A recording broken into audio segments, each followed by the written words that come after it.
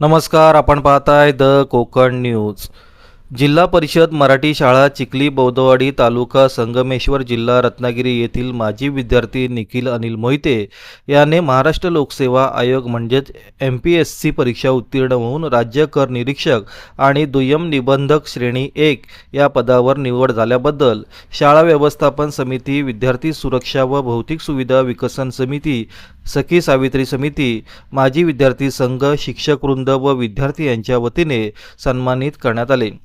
यावेळी आई माधवी मोहिते आणि वडील अनिल मोहिते उपस्थित होते।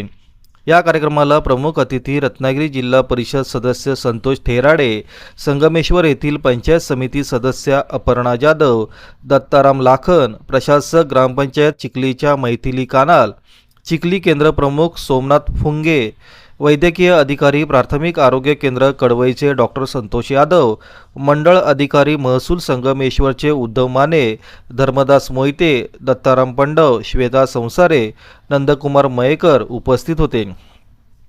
तसेच आशिवला देवी ग्रामस्थ मंडळ, चिखली पंडवाडी मंडळ, दत्तगुरू देवस्थान चिखली, सोनारवाडी जिल्हा परिषद गट प्रभाग कडवई, मयेकरवाडी ग्रामस्थ, तंटामुक्त ग्राम समिती चिखलीच्या वतीने या कार्यक्रमात सत्कार करण्यात आला।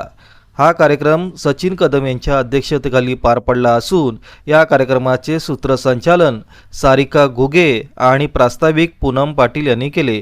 हा कार्यक्रम यशस्वी करण्यासाठी वैभव मोहिते, राजा पवार, नितेश बल्लाळ, तुषार जाधव, सागर पंडव, चंद्रकांत पाले, मनोज मोहिते, अभिराज मोहिते, अभिराज पवार, संस्कृती ओकटे यांनी मेहनत घेतली।